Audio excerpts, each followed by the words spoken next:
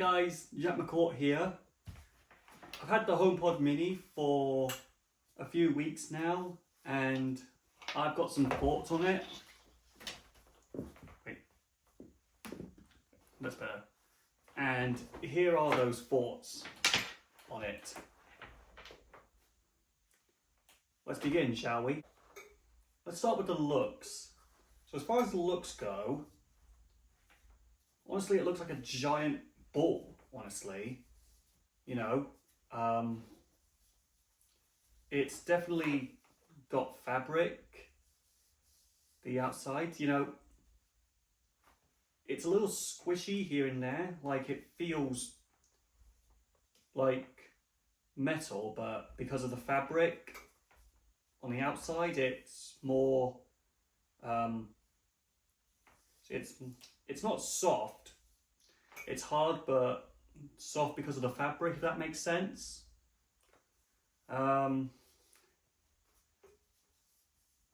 Yeah, the body is good.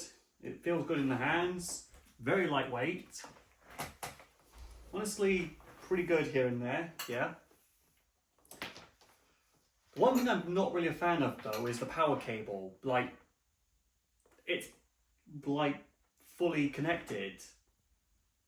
What was Apple thinking? Like, so if a pet or whatever chews through it, or a power surge happens or something, and that fries the cable, then that's it.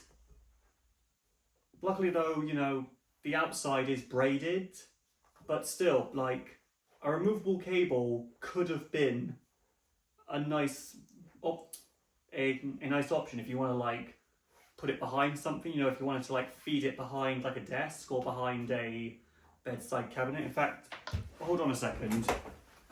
So this is the Google Home Mini. It's also got a cable connected, but the thing is, it's a fully removable cable and it is detachable, you can see that, with micro USB. So you just plug it in, just like that. So the other end of the HomePod cable is USB-C, but then the actual cable itself is like stuck to the HomePod. Not really the most ideal thing, but it's better than what it used to be, I guess. Now let's get to the actual user interface of the HomePod Mini. There's no way to describe it other than it's very nice. You know, as you can see, you've got your plus and your minus here. Not sure if you can see those on camera, but they are there. And also, there's certain things that competitors cannot do, like... Actually, hold on, let me plug this thing in to show you. A few moments later. Anyway, so when we have the HomePod, we can see we have the plus and the minus. We can see we have the plus and the minus. We also have the actual user interface. A few moments later. So what it's going to do is this way. So basically, tapping it does play and pause. I don't want to play any music because copyright reasons. And then double tap is to go next song. A triple tap on the top is to go previous song, and a tap and hold summons Siri. Siri, how are you? Everything is hunky-dory. Siri, tell me a joke. Siri, tell me a joke.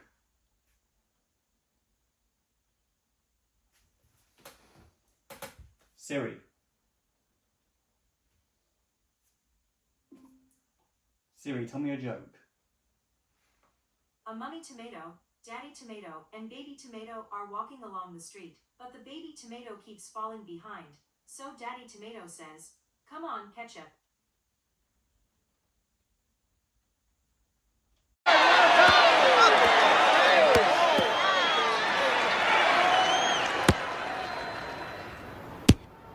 Boring! Siri, tell me a good joke. Two fish are sitting in a tank. One looks over at the other and says, "Hey, do you know how to drive this thing?" Huh?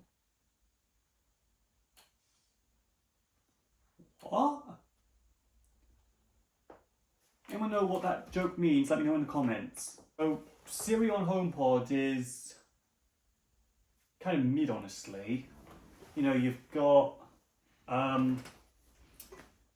we all know that Siri on HomePod is not the same Siri as other devices. Whereas iPhone Siri can do more. HomePod Siri is more just to play music. So it knows pre-programmed commands like, who is the president of France? Emmanuel Macron is the president of the French Republic. Unfortunately though, it can't search the web to answer questions like, who voices Bandit Healer? I found some web results. I can show them if you ask again from your iPhone. Why can't you just tell me? Hey Google, who voices Bandit Healer? David McCormack voiced the character Bandit Healer.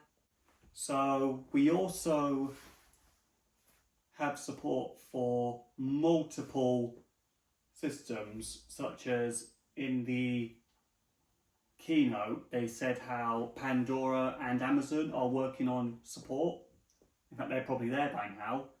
If you're a Spotify user, Spotify still to this day has refused to bring support to the HomePod Mini. So if you want to play something from Spotify, play Spotify.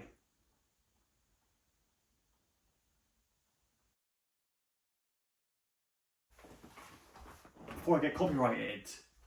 Anyways, also some say that if you ask it for directions, it'll pop them into your Maps app on your iPhone. In fact, the web also says this, but get directions to Southampton. I can't get directions on HomePod. Uh-huh. So, a HomePod can send messages, and it can also send and receive calls. Anyways, so would I recommend the HomePod Mini? Well, if you're already in Apple's ecosystem and you like Siri a lot, and you use Apple Music or Amazon Music, whatever, then sure. If you're not though, I'd say look into another option. But guys, let me know what you think in the comments. This is Jack McCourt, and I'll see you in the next video. Bye guys!